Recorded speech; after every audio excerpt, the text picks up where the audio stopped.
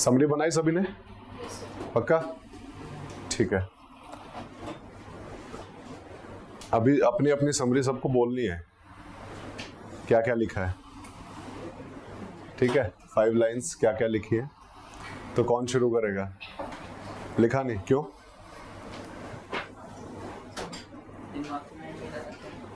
क्यों? सिर्फ 5 लाइनें लिखनी थी। चलो कोई बात नहीं, आपने लिखी है, बोलो जो लिखा है वो बोल दो, सिर्फ 5 लाइन्स जो। गलत कुछ नहीं होगा, बोलो बोलो, कोई बात नहीं लिखी है बोल दो।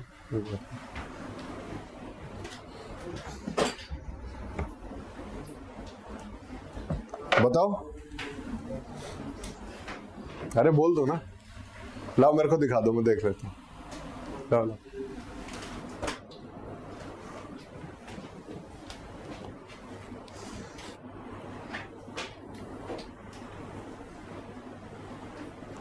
ये नहीं, इसकी समरी बनानी थी जो ये चैप्टर था। आपने क्या लिखा है? Learned about the sources that are archaeological sources, flora and fauna, human genes, language. Came to know about the various ages: Paleolithic, Mesolithic, Neolithic, and various divisions that are prehistory, proto-history, and history. And we analyzed that we would study more about the early Stone Age. ठीक है, आप दोनों ने क्या लिखा है? बैठो, बताओ तो, बोलो क्या हुआ? हाँ हाँ,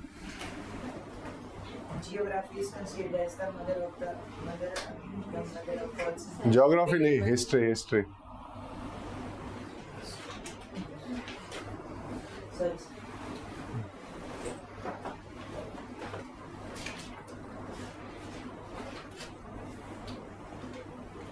हाँ बोल दो।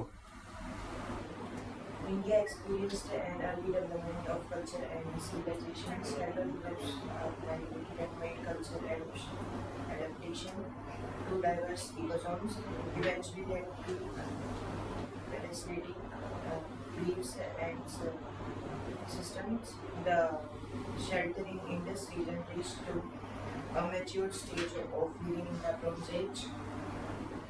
Sources: archaeological sources from the bedrock of information for us to understand the long span of time in Indian history.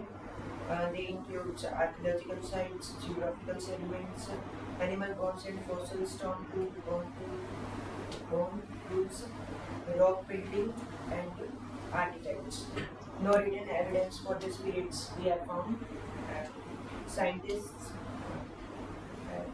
tried to extract Asian DNA from the bones of the prehistoric era to understand human dispersals, language, Indo-Aryan,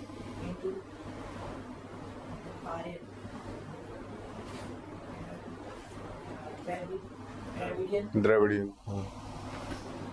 Astro-Asiatic, and Tibeto-Burman.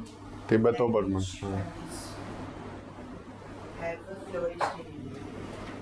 ठीक है, summary लिखनी थी 5 lines में, आपने complete लिख दिया। ऐसे तो पूरी बुक लिख दोगे इसमें। ठीक है, सिर्फ समराइज फॉर्म में लिखना है। आप बता दो।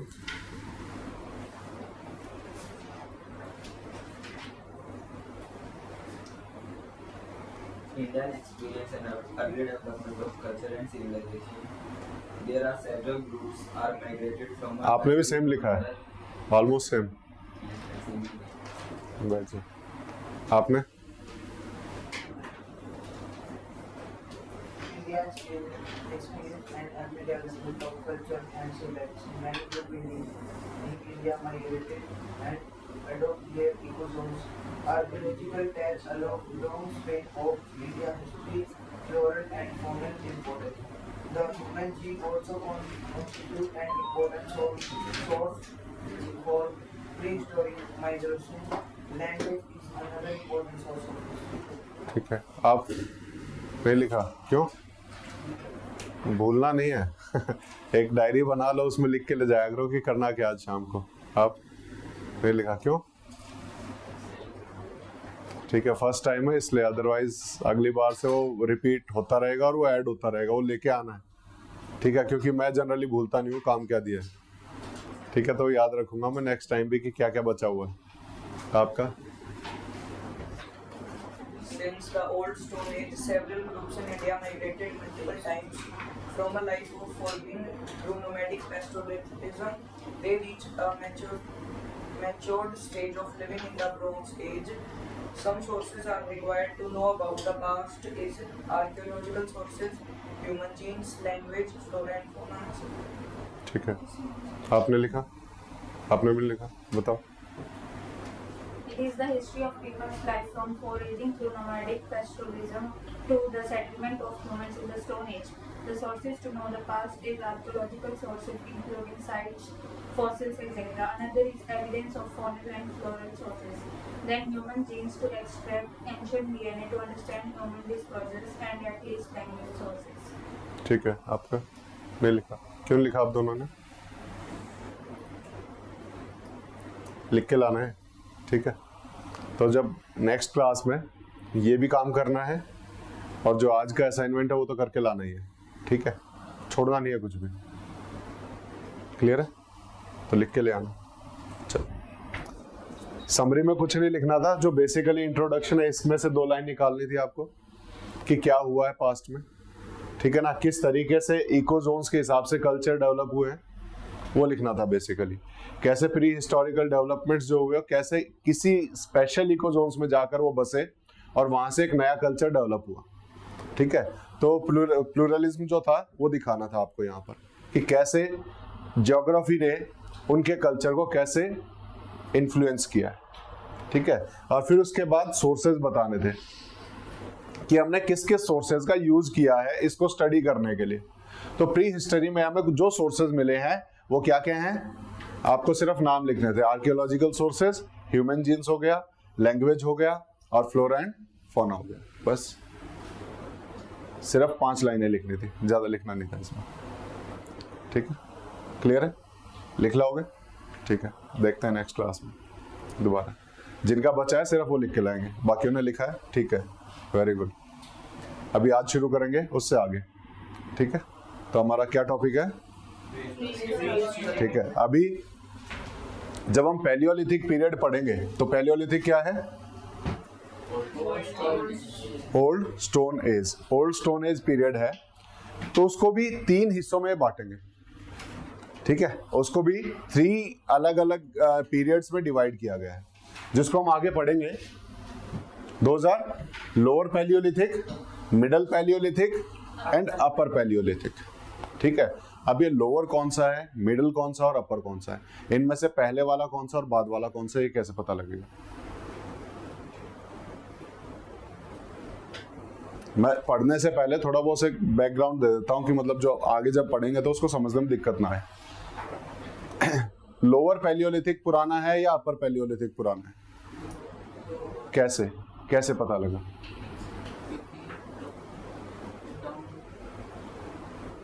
कैसे पता लगा? हम उसको लोअर पैलियोलिथिक बोलते क्यों हैं? जैसे पैलियोलिथिक तो मुझे समझ में आ रहा है, palaeo means ancient, lithic means stone, कि old stone age palaeolithic word से बन गया। लेकिन लोअर पैलियोलिथिक पुराना क्यों है, ये कैसे समझ में आएगा?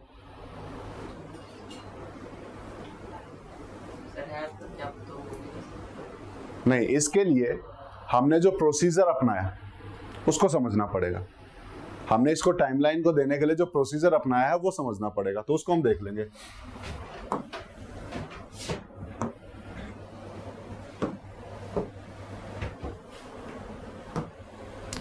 ये जमीन है, सरफेस है।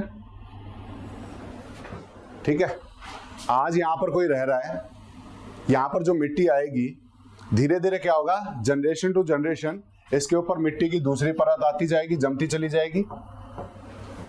हो सकता है कि कुछ सालों के बाद, 100-150 साल के बाद ये थोड़ा सा यहाँ पहुंच जाए, यहाँ पे वो परत जम चुकी होगी, यहाँ पे एक लेयर और जमा हो गई है, उसके 100 सालों के बाद फिर से उसके ऊपर एक लेयर आ जाएगी और ऐसे लेयर बनती चली जाती है। जो अर्थ की जो सॉइल फॉर्मेशन है वो ऐसी होती है, दबती चली जाएगी, उसके ऊपर दूसरी लेयर आती चली जाएगी। ठीक है। तो हमने पुराने टाइम को स्टडी करने के लिए, एंशिएंट पास्ट को स्टडी करने के लिए हमने एक्सकेवेशन किया, अर्थ को डिग किया। तो डिग किया तो क्या हुआ,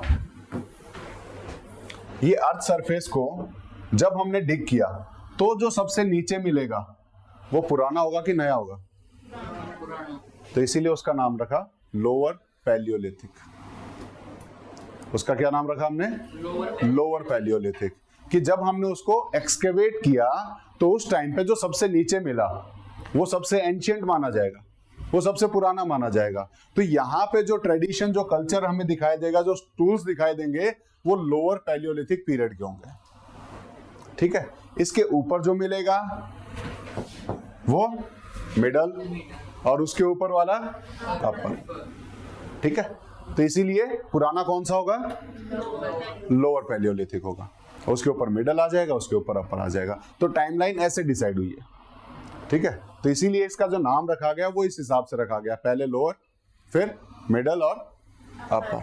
ये टाइमलाइन डिसाइड करता है। तो पहले कौन सा पीरियड आया होगा? लोअर आया होगा, फिर मिडल आया होगा, फिर अपर आया होगा। ये ध्यान रखना है आज जो हम पढ़ेंगे उसको पढ़ते हुए। ठीक है। तो शुरू करें पढ़ना।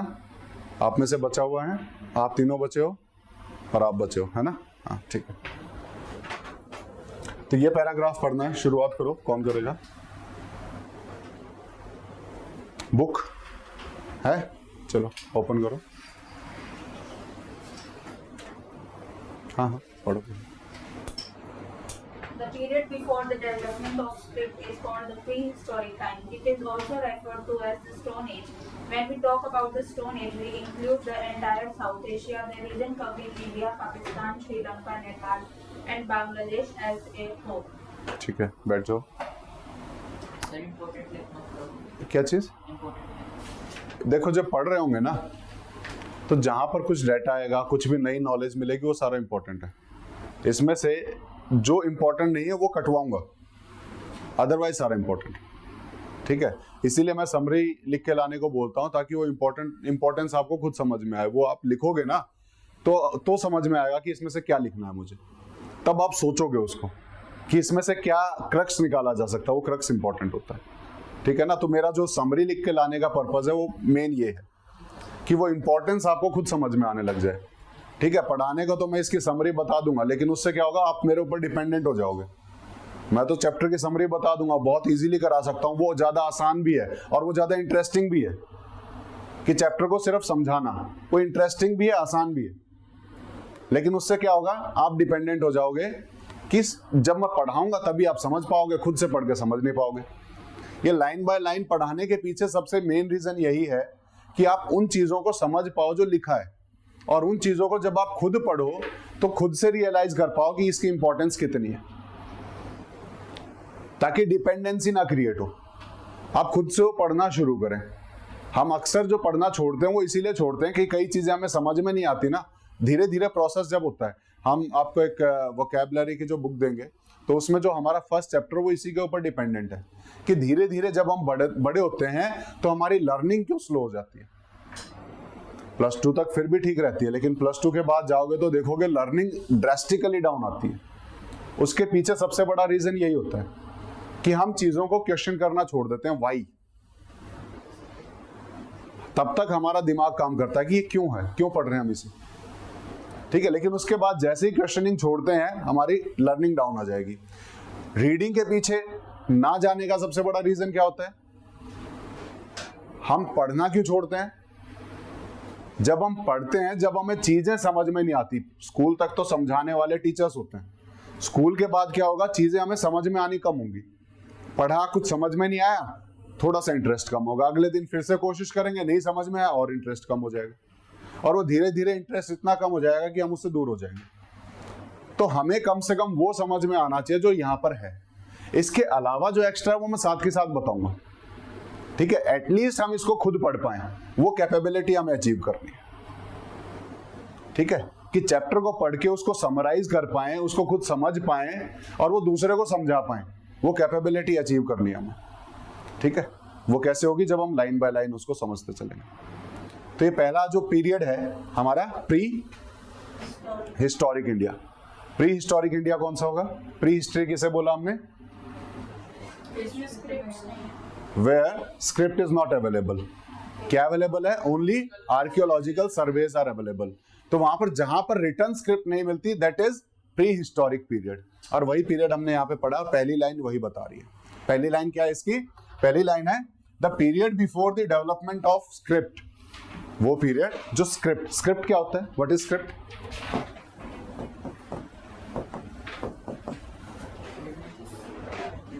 नहीं, इमेज नहीं होता। रिटर्न राइटिंग से related, it is related to writing, related to writing, not handwritten. वो आप डिजिटली प्रिंट करोगे, वो भी किसी न किसी तरह की स्क्रिप्ट होगी, ठीक है ना। तो this is style of writing भी कह सकते हैं, या फिर आर्ट ऑफ राइटिंग भी कह सकते हैं, या राइटिंग रिलेटेड टू राइटिंग हम कह सकते हैं। अगर हम इसको इन जनरल सेंस कहें तो script is related to writing. और स्क्रिप्ट से फिर आपके बहुत सारे वर्ड बनेंगे। इंस्क्रिप्शन, जहां पर लिखा जाता है स्टोन्स के अंदर, मेटल्स के अंदर। डिस्क्रिप्शन, जहां हम डिस्क्राइब करते हैं चीजों को। इंस्क्राइब, प्रोस्क्राइब, प्रिस्क्राइब, प्रिस्क्रिप्शन जो डॉक्टर देता है, लिख के देता है वो। प्री यानी कि पहले से लिख के दे देगा कि आपको ये दवाइयां लेनी है ना। तो ये बहुत सारे वर्ड है जो आपको स्क्रिप्ट से मिलते हुए दिखाई देंगे। मैन्यूस्क्रिप्ट, हाथ से लिखी हुई चीजें, है ना। तो script is related to writing, ठीक है।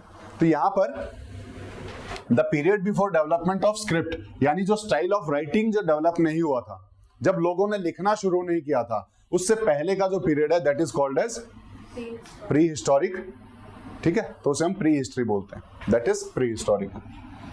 It is also referred to as stone age. जैसा बताया था कि प्री हिस्ट्री में हम किसे काउंट करेंगे? स्टोन एज को। क्यों काउंट करेंगे? क्योंकि वहां पर लिटरेरी सोर्सेज नहीं है, स्क्रिप्ट नहीं मिलती है, रिटर्न फॉर्म्स में कोई हमें ऑब्जेक्ट नहीं मिलता है। वहां पर हमें सिर्फ टूल्स मिलेंगे, वहां पे हमें आर्कियोलॉजिकल सोर्सेज मिलेंगे, आर्टिफैक्ट्स मिलेंगे, ठीक है। तो प्री हिस्ट्री का एग्जांपल क्या है? Stone as.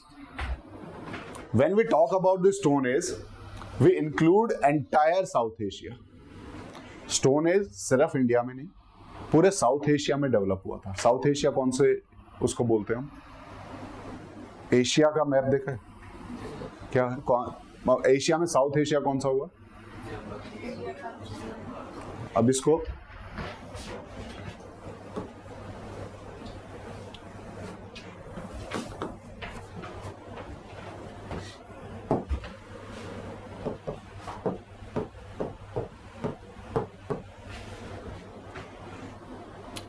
This is complete Asia.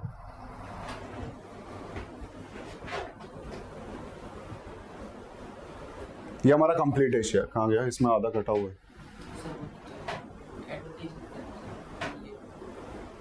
नहीं, ये तो हमारा सेंट्रल एशिया हो गया, ठीक है। इसमें बहुत सारा कटा हुआ है। सेंट्रल एशिया हो गया, ये है बेसिकली साउथ एशिया जिसे हम कहते हैं। वर्ल्ड मैप का ये पोर्शन इज साउथ एशिया, जहां पर इंडिया आ जाएगा, श्रीलंका आ जाएगा, बांग्लादेश, नेपाल, भूटान, पाकिस्तान, अफगानिस्तान, ईरान आ जाएगा, ठीक है। तो ये इस एशिया, अगर हम ज्योग्राफिकल एरिया को बोलें, this is south Asia. Asia इससे और बिगर है। एशिया हम देखें तो ये एरिया भी आपका एशिया में आ जाएगा, रशिया को मिला करके, ठीक है। ये एरिया होता है साउथ ईस्ट एशिया। इधर जो हमारे नीचे जो इंडोनेशिया और ये सारे कंट्री मिलेंगे, ये क्या मिलेगा? South east Asia. ये एरिया सेंट्रल एशिया, इधर आ जाएगा वेस्ट एशिया, ठीक है। तो हम साउथ एशिया की बात कर रहे हैं, तो इंडिया वाला और उसके नेबरिंग कंट्रीज हैं वो साउथ एशिया में आते हैं। तो ये जो प्री हिस्टोरिक पीरियड है, जो स्टोन एज है, ये इस पूरे एरिया में आपको दिखाई देगी। और सिर्फ यही नहीं, इसके बाहर भी बहुत जगह पे दिखाई देती है।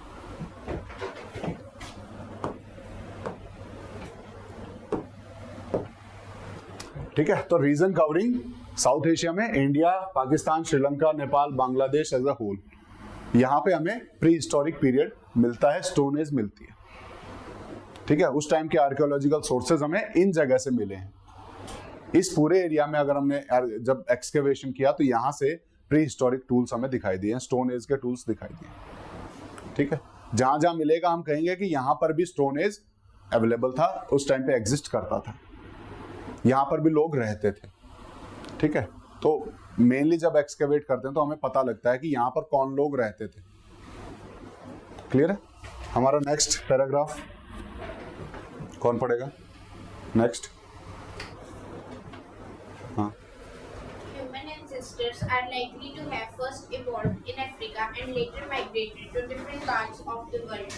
The earliest human ancestor species to migrate out of Africa was the Homo erectus. Till the end of the 20th century, the prehistory of India was considered to have begun within the time span of 1 million years ago. But recent investigations have produced evidence for the presence of human ancestors in India between 2 million and 1 million years ago. ठीक है, ये मैंने आपको बताया था कि हम मानते हैं कि जो ह्यूमन का जो इवोल्यूशन है वो अफ्रीका से स्टार्ट हुआ था और ह्यूमंस जो है अफ्रीका से निकल करके पूरे वर्ल्ड में फैले थे। वही चीज इन्होंने इस पैराग्राफ में लिखी है।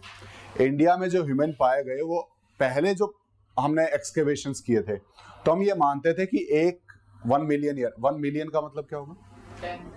10 लाख। ठीक है, तो मिलियन 10 लाख होता है। ठीक है, तो 1 मिलियन यानी लगभग 10 लाख साल से पहले इंडिया में पाए जाते थे। लेकिन अभी रिसेंट जब हमने देखा तो 2 मिलियन ईयर्स तक भी हमें पुराने यहाँ पर ह्यूमन के वो मिले हैं, जो रिमेन्स हम कहेंगे कि रिमेन्स हमें मिले हैं, जिससे पता लगा है कि 2 मिलियन ईयर्स एगो भी इंडिया में ह्यूमंस एग्जिस्ट करते थे।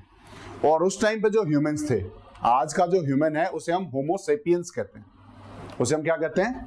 होमो सेपियंस। उस टाइम पे जो ह्यूमन एग्जिस्ट करते थे उसे हम होमो इरेक्टस कहते थे। ये ह्यूमन इवोल्यूशन में अलग अलग पीरियड में अलग अलग ह्यूमन का इवोल्यूशन हुआ है। इसको हम देखें तो जनरली आपकी बुक में नहीं मिलेगा। ठीक है, तो ये ह्यूमन इवोल्यूशन है, कैसे ह्यूमन का इवोल्यूशन हुआ। तो हम इस पीरियड की बात कर रहे हैं अभी फिलहाल। उस टाइम पे जो ह्यूमन अवेलेबल थे, जो स्कल्स हमें मिली हैं, तो उससे हमें पता लगता है कि वो इस कैटेगरी में आते थे। कौन से में आते थे? होमो इरेक्टस। देन उसके बाद नियो नेंडरथल मिलेंगे और उसके बाद हम आज के उस पे स्टेज पे पहुंचेंगे जिसे हम होमो सेपियंस कहते हैं। ठीक है, तो आज से करीबन 20 लाख साल पहले इंडिया में ह्यूमंस का एग्जिस्टेंस था। ये अभी तक हम पता लगा पाए हैं, जो स्कल हमें मिली है उस आधार पे। थोड़े दिन पहले तक हम कहते थे कि 10 लाख साल पहले तक हम बात करते थे, उससे पुराना नहीं था। लेकिन उससे पुरानी भी स्कल मिली है, तो इंडिया में हम कब से कह सकते हैं, हम कब से ह्यूमन एग्जिस्टेंस है? करीबन 20 लाख साल, यानी कि 2 मिलियन ईयर्स के बीच में, 1 मिलियन टू 2 मिलियन के बीच में हमें मिला है। ठीक है, एग्जैक्ट डेट नहीं कहते, वो 1 मिलियन टू 2 मिलियन के बीच में कहते हैं। ठीक है, और उस टाइम पे कौन सा ह्यूमन एग्जिस्ट करता था? ठीक है, उसके बाद कौन आया? नियो नेंडरथल्स। ठीक है, और उसके बाद होमो सेपियंस। ठीक है, ये हमें पता होना चाहिए। ये एक सीक्वेंस है ह्यूमन इवोल्यूशन का। ठीक है, जो आगे चल के जो एंथ्रोपोलॉजी पढ़ेगा, जो सोशियोलॉजी पढ़ेगा, उनको ये सारी चीजें पढ़नी पड़ेगी। ठीक है, तो उनके सब्जेक्ट में ये सारी चीजें इंक्लूड होंगी। ठीक है, तो यहाँ पर human ancestors are likely to have first evolved in Africa. जो ह्यूमन एंसेस्टर्स थे, जो हमारे पूर्वज थे, वो मानते हैं हम कि सबसे पहले कहां पर आए थे? They are first evolved in Africa and later migrated to different parts of world. और उसके बाद धीरे धीरे अलग अलग पार्ट्स में चले गए, और जिस जिस इकोजोन में बसे उस इकोजोन के हिसाब से उन्होंने अपना कल्चर अडेप्ट कर लिया। अलग अलग कल्चर्स डेवलप हुए। ठीक है, The earliest human ancestor species to migrate out of Africa was the Homo erectus. जो सबसे पहला जो अफ्रीका से बाहर निकला वो किसे मानते हैं हम? होमो इरेक्टस को मानते हैं। इंडिया में एविडेंस उसके मिले हैं या बाहर कहीं पे भी देखें तो होमो इरेक्टस के एविडेंस मिलते हैं।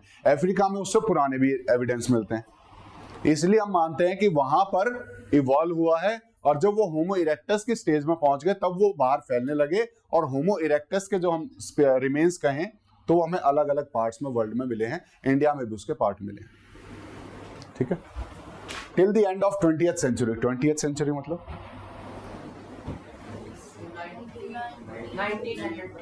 1901 से लेके 2000 तक ये पीरियड है। एडी है क्या? ये सी भी कह सकते हैं। AD भी कह सकते हैं, कह सकते हैं ना।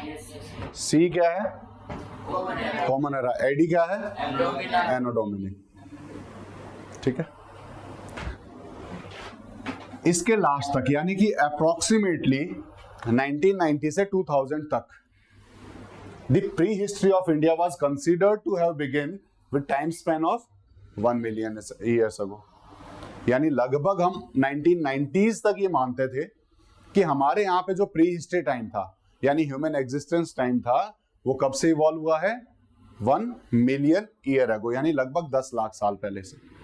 लेकिन जब रिसेंट डिस्कवरीज हुई हैं, but recent investigations have produced evidence for presence of human ancestors in India between 2 million and 1 million years अगो। और अभी जो रिसेंट इन्वेस्टिगेशन है उससे हमें पता लगा कि 20 लाख साल पहले भी इंडिया में एग्जिस्टेंस था, प्री हिस्टोरिकल टाइम पीरियड चल रहा था। उस टाइम पे ह्यूमन एग्जिस्टेंस था, स्टोन टूल्स वो बना रहे थे।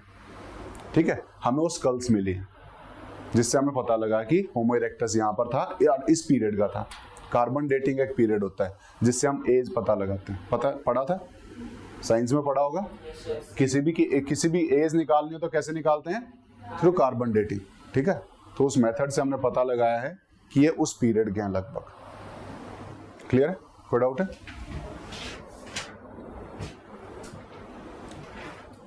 Next, Generally, the period before the invention of script is broadly divided into Stone Age, Bronze Age, and Iron Age.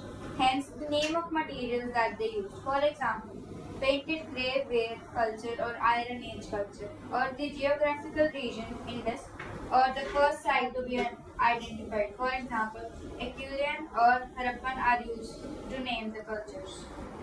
ठीक है, ये चीजें इसमें थोड़ी बहुत नई चीज दिखाई देंगी आपको जो मैंने अब नहीं बताई पुराने लेक्चर्स में। ठीक है, तो इसको हम पढ़ेंगे। तो सबसे पहले generally the period before invention of script, before the invention of script, कौन से क्या पीरियड की बात कर रहे हैं हम, प्री हिस्ट्री की बात कर रहे हैं। तो प्री हिस्ट्री को डिवाइड करेंगे, is broadly divided into stone age, bronze age and iron age. तो प्री हिस्ट्री में हम क्या क्या इंक्लूड करते हैं, तो 3 चीजें आएंगी। तो यहां पर प्री हिस्ट्री लिख लो। प्री हिस्ट्री में हम क्या क्या इंक्लूड करेंगे, सबसे पहले stone age, next is bronze age and next is. अब ये तीनों एज कौन कौन सी हैं वो हमें पता होना चाहिए। जब हम स्टोन एज की बात कर रहे हैं तो हमें पता है पैलियोलिथिक पीरियड की बात कर रहे हैं, या मेसोलिथिक पीरियड की बात कर रहे हैं, या फिर नियोलिथिक पीरियड की बात कर रहे हैं। ये हमने पढ़ा है। स्टोन एज के बारे में तो हम पढ़ चुके हैं, इसके अंदर क्या क्या है, पैलियोलिथिक, मेसोलिथिक, नियोलिथिक। उसके बाद इन्होंने बोला कि ब्रॉन्ज एज भी प्री हिस्ट्री में थी। ये भी स्क्रिप्ट का इन्वेंशन नहीं हुआ था तब तक। ब्रॉन्ज एज किसको बोलते हैं हम, ब्रॉन्ज एज हम बोलते हैं, चाल्कोलिथिक एज और ब्रॉन्ज एज लगभग सिमिलर हैं, जो हमारी हड़प्पन सिविलाइजेशन थी। किसको बोलेंगे, हड़प्पन सिविलाइजेशन को।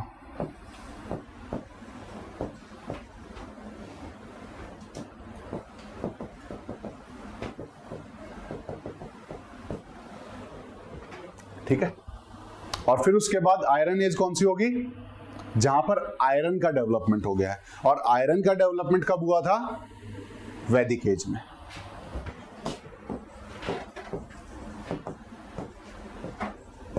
approximately 1000 year BCE,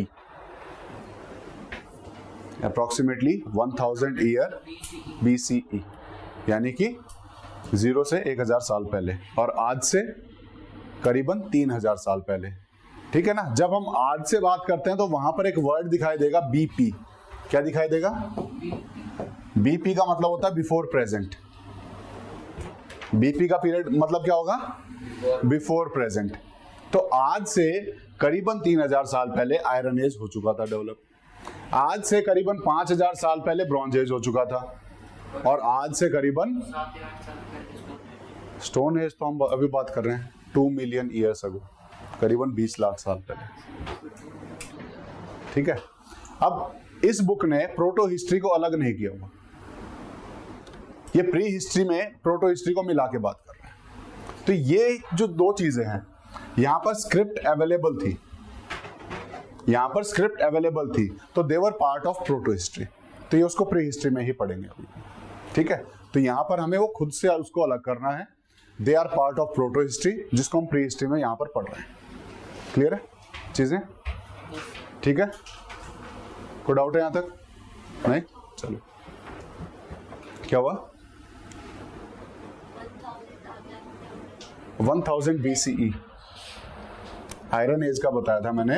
आयरन की जो डिस्कवरी हुई थी वो हुई थी 1000 बिफोर कॉमन एरा, ठीक है।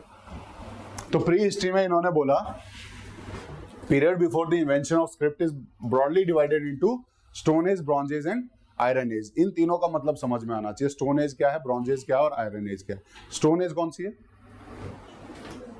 जो हम पढ़ रहे हैं? Palaeolithic, Mesolithic and Neolithic. Bronze age कौन सी है? हड़प्पन वाली जो हम पढ़ेंगे, इंडस वैली सिविलाइजेशन भी उसे हम कहते हैं। और आयरन एज कौन सी होगी?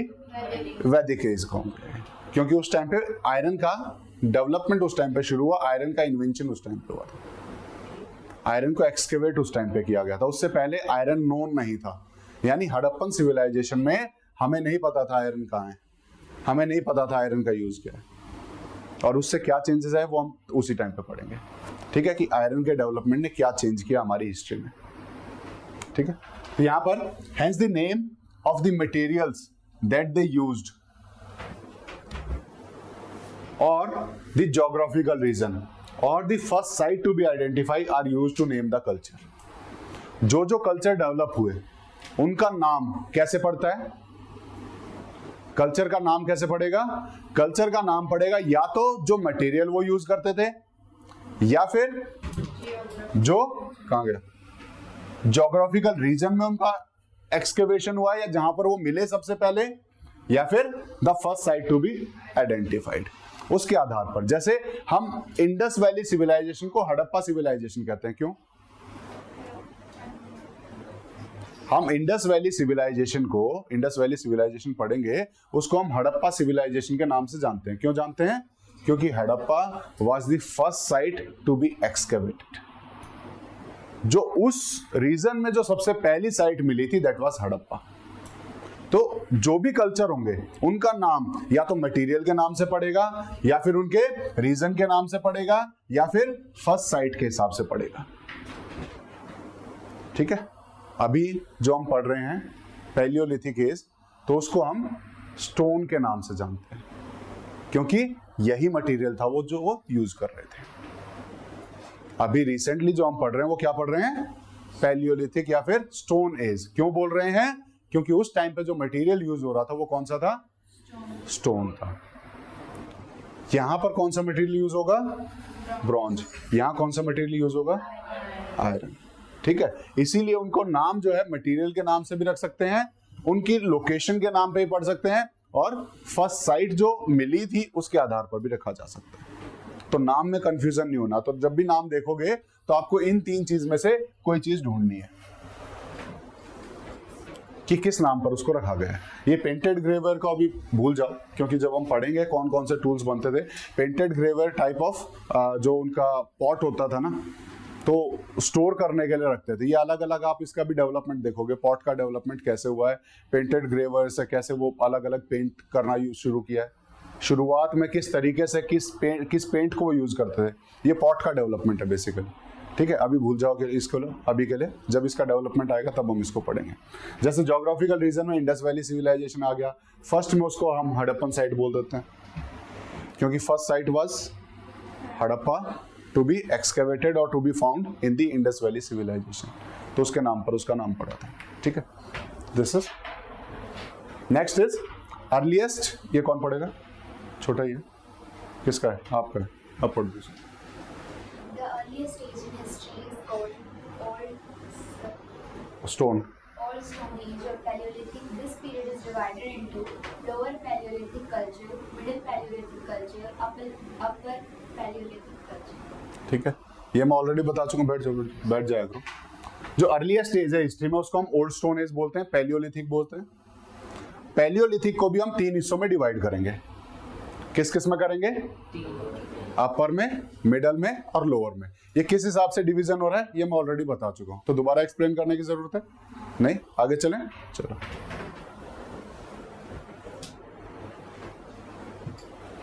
इसके लिए फिर से आपसे शुरू करूं। The period after the Old Stone Age, Paleolithic, is called the Mesolithic Age.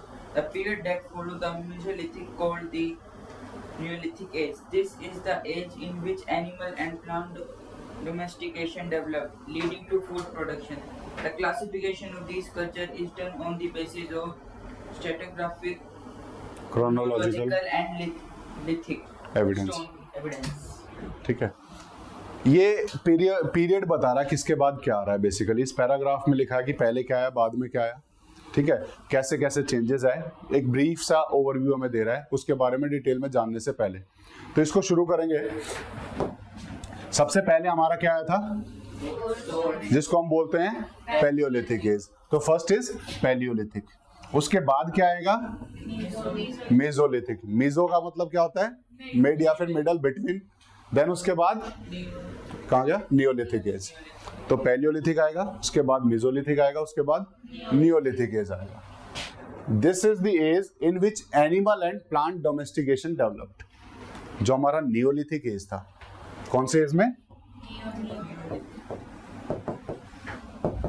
Neolithic age, जिसे हम न्यू स्टोन एज बोलते हैं। इसमें जो सबसे बड़ा चेंज आया था कि इस टाइम पे हमने प्लांट और एनिमल को डोमेस्टिकेट करना शुरू किया था।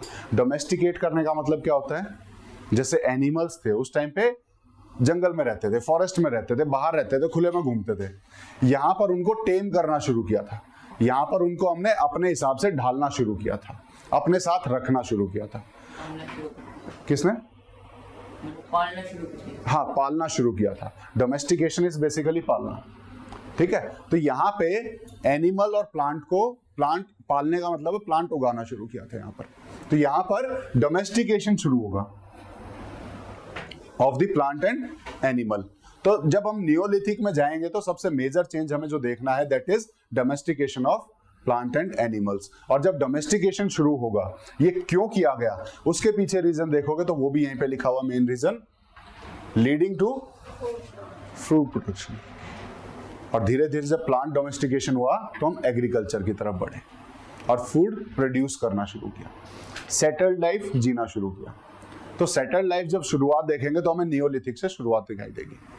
इससे पहले जितने भी थे वो क्या कर रहे थे, हंटर थे, गैदरर से। वो एक जगह से दूसरी जगह जा रहे हैं, एनिमल मिल गया तो मार के खा लिया, कुछ पेड़ पे दिख गया तो उसे तोड़ के खा लिया। ठीक है, लेकिन यहाँ जब नियोलिथिक में जाएंगे तो ये चेंज हमें महसूस होगा कि उन्होंने वहां पर रुक करके डोमेस्टिकेट करना शुरू किया कि मान लो कभी एनिमल नहीं मिला तो अपने पास होना चाहिए ना, उसको काट के खा लें। उनको समझ में आ गया कि कई दिन तक भूखा रहना पड़ता है, कोई मिलता नहीं है, तो क्या करें, तो अपने साथ रख लो। तो उन्होंने पालना शुरू किया। उस टाइम तक इन्हीं के ऊपर भरोसे रहते थे वो। उस टाइम तक एग्रीकल्चर इतना डेवलप नहीं था कि वो वहाँ वेजिटेरियन और नॉन वेजिटेरियन वाली कहानी नहीं चलती थी। उस टाइम पे तो जो मिला वही खाना है। ठीक है, तो जो पालने का जो पर्पज था वो सिर्फ ये नहीं था कि हाँ ठीक है हमारे साथ रहेगा, ये भैंस है इसे दूध देगी तो हम दूध पियेंगे, नहीं। उस टाइम पे इमरजेंसी के टाइम पे कि जिस टाइम पे फूड नहीं हुआ, नहीं मिला, तो हमारे पास रिजर्व में कुछ होना चाहिए। मार के रिजर्व नहीं रखा जा सकता, लेकिन जिंदा रिजर्व रख सकते हैं। वो इमरजेंसी में कभी भी काम आएगा। उसका दूसरा पर्पज भी था कि एग्रीकल्चर जब हम उगाएंगे तो उस टाइम पे उसकी सिक्योरिटी के लिए कोई होना चाहिए, है ना। तो बहुत सारे पर्पज थे उस टाइम पे जो लोगों को समझ में आने लगे। धीरे धीरे दिमाग डेवलप होता जाएगा, धीरे धीरे नई नई चीजें शुरू करते चले जाएंगे। तो जो अर्लीस्ट ह्यूमन था उसे कुछ नहीं पता था, धीरे धीरे इन्वेंट किया है। और वही इन्वेंशन हमें स्टोन जब टूल्स देखेंगे तब भी दिखाई देगा। जो उनके स्टोन टूल्स से किस तरीके से बनाते थे, वही इन्वेंशन हमें वहां पे भी दिखाई देगा। ठीक है, तो हमारा जो डोमेस्टिकेशन है, एग्रीकल्चर है, वो कहाँ शुरू होगा, नियोलिथिक एज में होगा। The classification of these culture is done on the basis of stratigraphic. ये स्ट्रेटिग्राफी का क्या है, study of layers of earth. ये जियोलॉजी का पार्ट है। ये किसका पार्ट है, it is a part of geology where study of layers of earth is done, जहां पे अर्थ की लेयर्स को स्टडी करते हैं कि एक स्ट्रेटिफिकेशन हो रखा है अर्थ की लेयर्स का, कि सबसे नीचे वाली लेयर पढ़ेंगे फिर उसके ऊपर वाली, उसी के हिसाब से हम उस पीरियड को डिफाइन करेंगे, जो मैंने भी थोड़ी देर पहले बताया था। क्लासिफिकेशन ऑफ दिस कल्चर, हम कैसे बोल रहे हैं कि ये पैलियोलिथिक है, कैसे बोल रहे हैं कि ये मीजोलिथिक है, कैसे बोल रहे हैं नियोलिथिक है, कैसे बोला हमने अपर पैलियोलिथिक है, कैसे बोला लोअर पैलियोलिथिक है, ये क्लासिफिकेशन कैसे किया? Through stratigraphic study, through study of layers. Earth की लेयर्स को हमने पढ़ा कि सबसे नीचे वाली लेयर पे हमें क्या मिल रहा है वो पुराना होगा, उसके ऊपर वाली लेयर पे क्या मिल रहा है वो उससे थोड़ा नया होगा। क्लियर है? और फिर वहीं पर क्रोनोलॉजिकल भी स्टडी करते हैं कि पहले क्या होगा फिर उसके बाद क्या होगा, तो क्रोनोलॉजिकली अरेंज्ड है। देन उसके बाद लिथिक एविडेंस को भी हमने स्टडी किया। क्रोनोलॉजिकल कैसे करेंगे? थ्रू कार्बन डेटिंग, उसको स्टडी करके, और फिर लिथिक एविडेंस कि स्टोन टूल पहले इतने डेवलप नहीं होंगे, धीरे धीरे स्टोन टूल्स में डेवलपमेंट दिखाई देगा तो हमें पता लगेगा कि हाँ ये बाद के ही होंगे। टेक्नोलॉजी भी धीरे धीरे डेवलप हो रही है ना, तो पुरानी टेक्नोलॉजी हमें देख के ही समझ में आती है ये पुराने टाइम की है। कुछ भी नया सोफिस्टिकेटेड दिखता है तो हमें समझ में आता है ये नए टाइम का है। और ऐसे ही हमने स्टोन टूल्स को भी देख के समझा कि कुछ भी ऐसा दिखा कि हाँ इसने तो बहुत दिमाग लगाया हुआ है, यानी ये बाद में हुआ होगा। जिसमें लग रहा है कि हाँ नॉर्मल सा है, ये पहले हो गया होगा। तो उसके आधार पे भी हमने इसको पीरियड्स में डिवाइड किया हुआ है। क्लियर है? ये डोमेस्टिकेशन से क्या हो रहा है? वाइल्ड एंड डोमेस्टिकेशन का एक बॉक्स दिया होगा, तो उस बॉक्स को पढ़ो। कौन आप पढ़ो? हाँ। Wild plants and animals grow naturally and independently. When they are domesticated, their lifestyle and physical characteristics, such as self-propagation, change. Consequently, the seeds of domestic plants become smaller in size. In the case of domesticated animals, they lose their ferociousness. जैसा हमने पिछली class में देखा था कि humans नए इकोजोन्स में जाते हैं तो उसके आधार पर खुद को एडेप्ट करते हैं, अपने में चेंजेस लेके आते हैं, उनके कल्चर में चेंजेस आता है।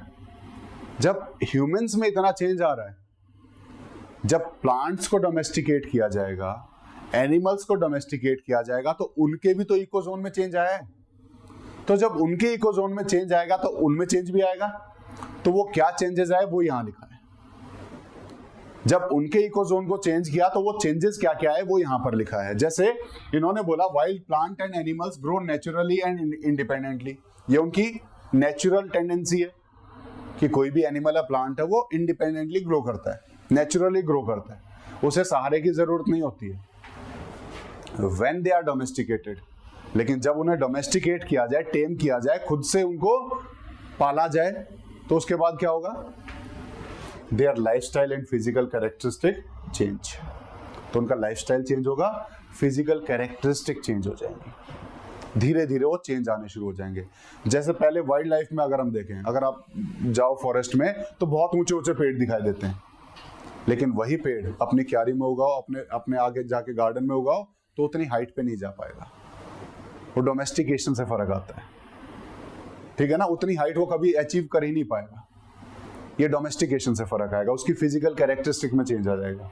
वाइल्ड एनिमल्स जाके जाओ, वो मतलब आप बोलते रहो कि इधर आओ, उसको रोटी दिखाओ या कुछ दिखाओ, पास नहीं आएंगे। वहीं जो डोमेस्टिकेटेड एनिमल होते हैं उसको कुछ खाने की चीज दो, अपने आप भाग के पास में आएगा। ये चेंज आता है, ये फिजिकल कैरेक्टरिस्टिक में चेंज आया, ठीक है? तो ये चेंजेस हमें वहां पर दिखाई देने लगे। जैसे सच एज सेल्फ प्रोपगेशन, जो खुद से वो बढ़ते थे, खुद से उनकी तादाद, जो रिप्रोडक्शन का जो साइकिल था उसमें चेंज आना शुरू हुआ, ठीक है? Consequently the seeds of domestic plants become smaller in size.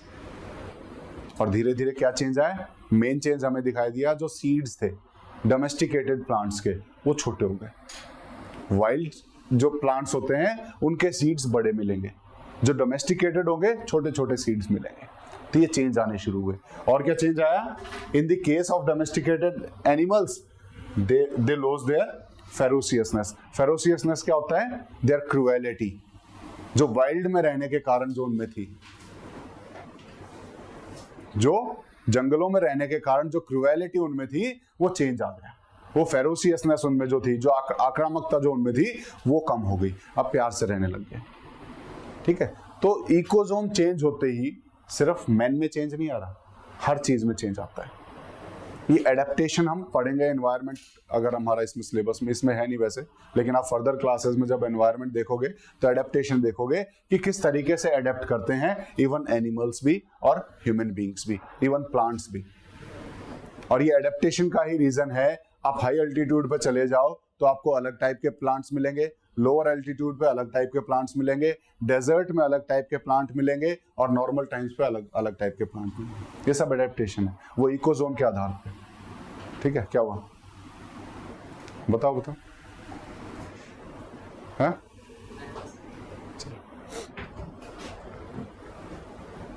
ठीक है। ये तो सबसे पहले हम लोअर पैलियोलिथिक कल्चर को शुरू करेंगे। ठीक है, तो लोअर पैलियोलिथिक कल्चर लास्ट से, अब वहां से पढ़ना। The earliest artifacts come from different parts of the Indian subcontinent. During the lower Paleolithic culture phase, human ancestral species of Homo erectus is believed to have lived in India. The first Paleolithic tools were identified at the site of Palavaram near Chennai by Robert Duco in 1863. He found many prehistoric sites when he extensively surveyed different parts of South India. Since then, numerous Paleolithic sites have been identified and excavated all over India. ठीक है, अब शुरू करेंगे हम lower Palaeolithic के बारे में specifically पढ़ना। अभी तक हमने पढ़ा कि पैलियोलिथिक कल्चर को हम 3 हिस्सों में डिवाइड करेंगे, lower, middle and upper. Lower सबसे पुराना है, तो सबसे पुराने पैलियोलिथिक कल्चर में क्या क्या था और उसको किसने एक्सकेवेट किया, किसने उसको फाइंड आउट किया सबसे पहले।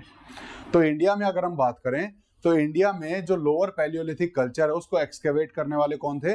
रॉबर्ट ब्रूस फूट, उनका नाम था रॉबर्ट ब्रूस फूट, जिन्होंने सबसे पहले, कहाँ इसमें, हाँ, Robert Bruce Foote, year 1863। Year कौन सा था? 1863 में इन्होंने एक्सकेवेशन में कुछ टूल्स मिले, कुछ स्टोन मिले, इन्होंने उसके ऊपर नजर दौड़ाई तो बोले कि ये नॉर्मल स्टोन तो है नहीं, कुछ स्पेशल है। वो स्पेशल क्या है, उन्होंने जब उसको देखा कि इसको तो एग्स के रूप में यूज कर सकते थे। एग्स क्या होता है? कुल्हाड़ी टाइप में, इसको कुल्हाड़ी टाइप में किसी को काटने के लिए यूज कर सकते थे। और वो जो टूल इनको मिले थे वो ये थे, उस टाइम पे जो इन्होंने 1863 में ढूंढा था वो इस टाइप के टूल्स मिले थे। यहाँ पर आपको हाथ से पकड़ने के लिए बेसिकली कैसे ढूंढते थे कि ये देखो, फिंगर के लिए इन्होंने पकड़ने के लिए अलग से बनाया हुआ है, काटने के लिए थोड़ा बहुत शार्प साइड से किया होगा, ठीक है ना। ये इस टाइप से टूल्स ढूंढते थे कि ये कैसे इसको टूल के रूप में यूज करते थे। तो फिंगर का पकड़ने की जगह अलग से आपको दिखाई गई, नीचे से अलग से शेप दिखाई देगी जिससे उसको काटा जा सके। तो इस टाइप के एक्स टूल्स थे, हैंड एक्स थे, मतलब हाथ से ही पत्थर मार करके तोड़ना होता था किसी को, तो हैंड एक्स बोला जाता था इनको। ठीक है, तो इस टाइप के टूल्स किसने ढूंढे? रॉबर्ट ब्रूस फूट ने। कब ढूंढे? 1863 में। ठीक है, तो अर्लीस्ट लिथिक आर्टिफैक्ट क्या होते हैं? हाँ, man made objects. Man made objects को हम आर्टिफैक्ट्स बोलते हैं। और कौन से मैन मेड ऑब्जेक्ट की बात कर रहे हैं? लिथिक क्या है? स्टोन, जो हाथ से बनाए गए स्टोन्स थे, जो अर्लीस्ट लिथिक आर्टिफैक्ट्स थे, जो अर्लीस्ट स्टोन थे जो हैंडमेड थे, came from different parts of Indian subcontinent.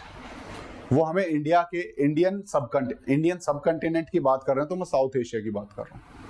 ठीक है, वो सब कंटिनेंट है, मतलब एक हिमालय के नीचे वाला जो पूरा एरिया हो गया, चाहे उसमें नेपाल आ गया, भूटान आ गया, आपका पाकिस्तान आ गया, या फिर इधर बांग्लादेश आ गया, ये इंडियन सब कंटिनेंट की बात हो रही है। तो इस पूरे रीजन में हमें इनके एविडेंस मिले हैं, सिर्फ इंडिया में नहीं, इस पूरे रीजन में हमें इनके एविडेंस मिले हैं during the lower Palaeolithic culture phase. कौन से फेज की बात चल रही है? Lower Paleolithic culture. अर्लियर वाले की। सबसे पहले जो पैलियोलिथिक कल्चर था, human ancestor species of Homo erectus is believe to have lived in India. तो उस टाइम पे इंडिया में कौन माना जाता है कि कौन रहता था? होमो इरेक्टस। होमो इरेक्टस के हमें कब मिले हैं जो एविडेंस मिले हैं? 1 million to 2 million years ago, यानी कि 10 लाख से 20 लाख साल के बीच में कहीं पे मिले हैं। तो उस टाइम पर हमारे यहाँ पर प्री हिस्टोरिक पीरियड एग्जिस्ट कर रहा था। The first Paleolithic tool were identified at the site of Pallavaram near Chennai. Chennai के पास इन्होंने फर्स्ट टाइम इसको आइडेंटिफाई किया था। किन्होंने? रॉबर्ट ब्रूस फूट ने। कौन से ईयर में? 1863 में। एरिया कौन सा था? पल्लवरम नियर चेन्नई के पास में। मैप में देखेंगे कहाँ है, ठीक है? मैप में देखें तो हमें दिखाई देगा, ये जो एरिया दिखाई दे रहे हैं, यहाँ पर ये 2-3 साइट्स इकट्ठी हैं, ठीक है? इसमें नहीं है, इसमें नहीं है, ठीक है? इस एरिया में इंडिया के, यहाँ पे चेन्नई है, इस एरिया में ये 2-3 साइट इकट्ठी हैं यहाँ पर, और उनमें से एक है पल्लवरम, ठीक है? तो he found many pre historic sites. उसने सिर्फ ये नहीं ढूंढा, बहुत सारी प्री हिस्टोरिक साइट्स थी जो उसने ढूंढी थी, ठीक है? लेकिन फर्स्ट साइट जो मिली थी वो कौन सी थी? ये मिली थी पल्लवरम, जहां 1863 में उसे स्टोन टूल्स मिले थे। When he extensively surveyed different parts of South India, जब साउथ इंडिया को उसने जब ये मिला, सर्वे किया, तो इसके साथ साथ बहुत सारी साइट्स उसको दिखाई दी वहां पर, ठीक है? Since then numerous Paleolithic sites have been identified and excavated all over India। और जब पहली बार मिली थी उसके बाद से जब इसको एक्सटेंसिवली सर्वे किया गया, तो इंडिया के अंदर बहुत सारी साइट्स जो पैलियोलिथिक पीरियड को दिखाती हैं वो हमें दिखाई दी, और उस टाइम के स्टोन टूल्स हमें दिखाई दिए, ठीक है? तो सिर्फ 1-2 साइट नहीं है, पूरे सब कॉन्टिनेंट में फैली हुई है। कहाँ कहाँ फैली है धीरे धीरे पढ़ेंगे जब हम आगे चलेंगे, ठीक है? टाइम बताना, ठीक है? तो आपका लंच टाइम है 40 के बाद, अभी है 5-6 मिनट, एक पैराग्राफ और पढ़ सकते हैं अभी। ये हम पढ़ेंगे जो लिथिक टूल्स के बारे में। तो बेसिकली यहाँ से लोअर पैलियोलिथिक में किसने शुरुआत की और कहाँ कहाँ मिलता है ये बताया गया है। अब स्पेसिफिकली हम टूल्स पे आएंगे, किस तरह के टूल्स मिलते हैं, तो उस टूल्स की बात होगी। तो अब आपको पढ़ना है, पढ़ो। The study of prehistory mainly depends upon lithic tools. Prehistory sites are identifiable based on presence of stone tools. Human ancestors made large stone blocks and pebbles and cheap tools out of them, using another strong stone and axes. Clever choppers and light were designed in this way by flaking of the chips. The tools show very thought out design and physical symmetry and convey high quality cognitive presentation skills and capabilities of prehistoric humans. They use the tools for hunting, butchering and skinning the animals, breaking the bones for bone marrow and to recover tubers and plant food and for processing. तो stone tool से किस किस तरह के tools बनाए जाते थे और उनके क्या क्या यूज होते थे उस टाइम पे प्री हिस्टोरिक पीरियड में। प्री हिस्टोरिक पीरियड में भी हम बात कर रहे हैं लोअर पैलियोलिथिक पीरियड की। उस टाइम पे किस तरह के टूल्स थे और उनके उस टाइम पे क्या क्या यूज थे वो यहाँ पर लिखा है, तो उसको हम पढ़ लेते हैं एक बार। First is study of prehistory mainly depends on. उस टाइम पे हमें सिर्फ मेनली स्टोन टूल्स मिलते हैं जिसके आधार पर हम उसको स्टडी कर पाए। उसके अलावा हमें कोई मेजर ऐसा सोर्स नहीं मिला है जिसके बेस बना करके हम उसके बारे में और कुछ ज्यादा स्टडी कर पाए। तो मेन जो सोर्स है हमारा उस पीरियड को स्टडी करने का, दैट इज लिथिक टूल्स या स्टोन टूल्स, ठीक है। Prehistoric sites are identifiable based on presence of stone tools, ठीक है। प्री हिस्टोरिक साइट्स हम कैसे बताएंगे कि ये प्री हिस्टोरिक साइट है। ये जो स्टोन टूल्ड है ये जहां मिले हैं लगभग सिमिलर टाइप के मिले, तो सिमिलर टाइप का स्टोन टूल अगर कहीं और मिल जाए तो हम उसको भी कहेंगे कि this is pre historic times site, ठीक है। तो उस साइट को भी हम प्री हिस्टोरिक टाइम की बता देंगे। तो ये टूल्स थे जो लगभग सिमिलर टाइप के थे, जो हर जगह मिल रहे थे। तो जहां जहां इस तरह के टूल्स मिले उसको हमने आइडेंटिफाई किया कि these are prehistoric sites. तो these are prehistoric sites. Human ancestors made large stone blocks and pebbles and chipped tools out of them. और जो हमारे ancestors थे उन्होंने क्या बनाया, उनसे बड़े बड़े स्टोन के ब्लॉक्स बनाए. पेबल्स क्या होता है, क्या नहीं, पेबल्स होता क्या, राउंडेड स्टोन्स होते हैं, गोल गोल कंचे भी जिसे हम बोल देते हैं ना, क्योंकि वो राउंडेड है. तो राउंडेड स्टोन्स, जैसे हम नदी में जाएंगे तो वो गोल गोल अपने आप ही घिस के गोल हो चुके होते हैं, उनको भी हम पेबल्स ही बोलते हैं. तो उन्होंने वो गोल गोल उस टाइप के पेबल्स बनाने शुरू किए. और चिप टूल्स कौन से हो जाएंगे, चिप करके. चिप मतलब थोड़ा सा ऊपर से घिस के थोड़ा सा उसके ऊपर से एक परत उतार दी. तो लेयर बाय लेयर जब उतारते हैं तो उसको साइड से पहना करते हैं हम. तो इस टाइप से चिपिंग करके उसको थोड़ा बहुत खुरच करके जब हम उसको टूल बनाते हैं, तो इस टाइप के टूल्स भी वहां पर मिले. ये उन्होंने बनाए यूजिंग अनदर स्टोन, यानी कि एक स्टोन के ऊपर दूसरे स्टोन से पीटा, तो या तो उसको राउंडिंग किया है, या उसको चिपिंग किया है, या फिर उससे बड़े स्टोन ब्लॉक बनाए. ठीक है ना. तो ये बेसिकली हमने क्या किया, पहले पत्थर लिया, दूसरा लिया, उससे उसको कूटना शुरू किया, या तो गोल बनेगा या चिपिंग होगी, टूल्स बन जाएंगे. तो इस टाइप से वो बनाते थे. यानी उनके पास हथियार नहीं थे टूल्स बनाने के लिए, दूसरे स्टोन का ही यूज करते थे हथियार बनाने के लिए भी. Hand axe, cleavers, choppers and like were designed in this way by flaking off chips. चाहे हैंड एक्स की बात हो, चाहे क्लीवर्स की बात हो, या फिर हमारे चॉपर्स की बात हो, ये इसी तरीके से बनाए जाते थे, पत्थर से कूट करके, और by flaking of the chips. जो चिप्स थी, जो उसका परत थी, उसको उतार के उसको खुरच करके बनाते थे, और इस टाइप से बनते थे. आपका चाहे चॉपर ले लो, ठीक है, या फिर आपके हैंड एक्स ले लो, या फिर क्लीवर ले लो. क्लीवर में आपको लंबी ऐसे पतली सी वो मिलेगी, धारी मिलेगी. क्लीवर मतलब बड़े वाला नाइफ होता है, जो बुचरिंग के लिए यूज होता है, जो हम कहेंगे कि मीट मांस को उतारने के लिए, काटने के लिए यूज होता है. ठीक है, बड़ा नाइफ, तो वो होता है हमारा क्लीवर. हैंड एक्स इस टाइप से मिलेगा, जहां पर आपको सिर्फ ऐसे मार के उसे तोड़ना है, कूटना है, डिगिंग करनी है, जैसे जमीन से डिगिंग करनी है तो उसके लिए. और ये चॉपर किस लिए, छोटे छोटे टुकड़े में तोड़ने के लिए, छोटे छोटे टुकड़े में तोड़ने के लिए चॉपर है. ठीक है, इसीलिए आपको सिर्फ एक ही आपको कोना यहां दिखाई देगा, बस इसी को मारना है जोर से. ठीक है, ताकि छोटे से उसमें चॉप किया जा सके किसी भी चीज को. तो इस टाइप के टूल्स वो बनाते थे.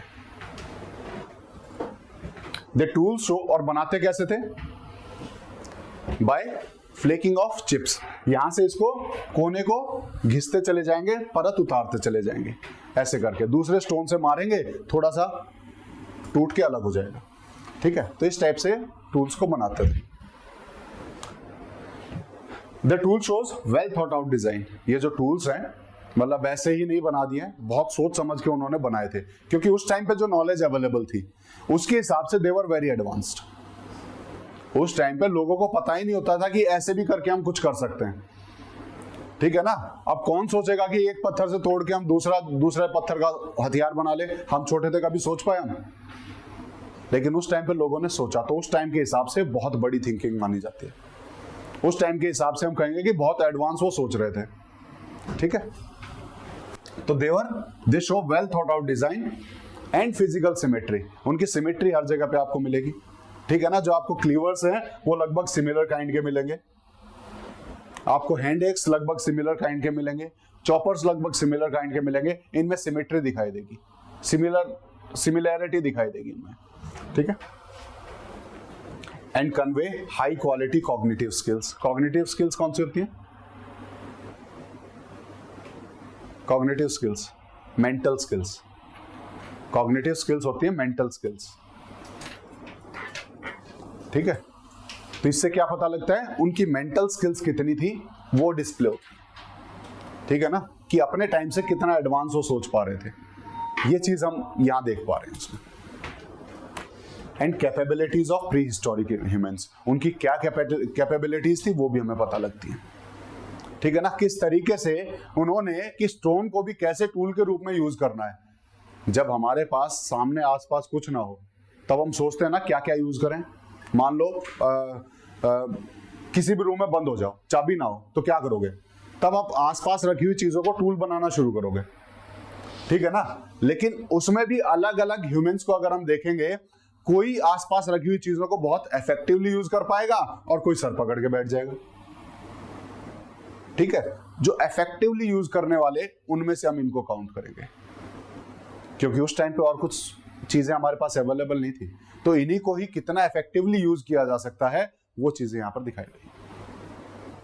ठीक है, कैसे उन्होंने स्टोन से टूल्स बनाए, कैसे उनसे उन्होंने डिगिंग करनी शुरू की, कैसे उन्होंने उनको वहां पर चॉपिंग करते थे, करते क्या थे, हंटिंग करते थे, हंटिंग करके उसको स्किन को छीलना है, उसको काटना है, तो वो इन टूल्स की मदद से करते थे, इसलिए वो टूल्स बनाएंगे। They use the tools for hunting, butchering, skinning the animals, breaking the bones for bone marrow and recover the tubers and plant foods और फॉर प्रोसेसिंग द फूड्स। क्या क्या है, सबसे पहले हंटिंग के लिए यूज करेंगे, ठीक है ना। बुचरिंग, बुचरिंग क्या होता है, छुरे से, जो बेसिकली अगर हम, हाँ बेसिकली जो यहाँ दुकानों पे होता है कि जहाँ मांस वगैरह टंगा रहता है, जो काटते हैं ना उसको, दैट इज बुचरिंग। ठीक है ना, वो बुचरिंग हो गया। स्किनिंग क्या हो गया, स्किन को पील करना, सिर्फ स्किन, जैसे मछली के स्किन को निकाला जाता है तो उस टाइप से वो स्किनिंग के लिए। या फिर ब्रेकिंग द बोन्स, बोन्स बहुत मजबूत होती हैं, उसको ब्रेक करने के लिए, क्योंकि उसके अंदर के बोन मैरो को वो खाते थे प्रोटीन्स वगैरह के लिए। बोन के अंदर जो बोन मैरो होता है, आज भी कई जगह पे आप देखोगे तो बोन्स का सूप पीते हैं लोग, है ना। तो उस टाइम पे उस सूप बनाने के प्रोसेस तो पता नहीं थी, लेकिन वो डायरेक्ट कंज्यूम करते थे, तो उसके लिए बोन्स को तोड़ना पड़ेगा, तो तोड़ने के लिए इसको यूज करते थे। देन उसके बाद रिकवर द ट्यूबर्स। ट्यूबर्स क्या होते हैं, जमीन के नीचे उगने वाले जो फ्रूट्स वगैरह या फिर जो वेजिटेबल्स होती हैं, तो उस टाइम पे जैसे पोटैटो वगैरह हो गए, तो उस टाइप पे जमीन से डिग करने के लिए, तो उस ट्यूबर्स को निकालने के लिए इन टूल्स का यूज करते थे। देन उसके बाद फूड को प्रोसेस करने के लिए, उसको कटिंग करके पकाना है या जो भी करना है, तो उसके लिए हम इन टूल्स का यूज करते थे। तो टूल्स बनाते थे और उनको कैसे यूज करना है वो यहाँ पर लिखा है। ठीक है, तो आज यहाँ तक पढ़ेंगे और फिर आगे पढ़ते हैं। हम नेक्स्ट क्लास में करेंगे कोशिश कि हमारा एटलीस्ट जो अपर पैलियोलिथिक और मिडल पैलियोलिथिक हम कवर कर लें, फिर उसके बाद मीजो तक करेंगे। ठीक है, तो अगली क्लास में थोड़ा फास्ट चलेंगे। ठीक है, क्योंकि जो बेसिक्स हैं, जो पता होने चाहिए, वो चीज़ें ऑलरेडी मैं बता चुका हूँ इसमें। अब तो सिर्फ आपको कौन कौन से टूल किस पीरियड में पाए जाते हैं वो पता होने चाहिए। ठीक है, तो वो हम देखेंगे कि किस टाइम पे कौन से टूल से किस तरीके से चेंज हो रहा था।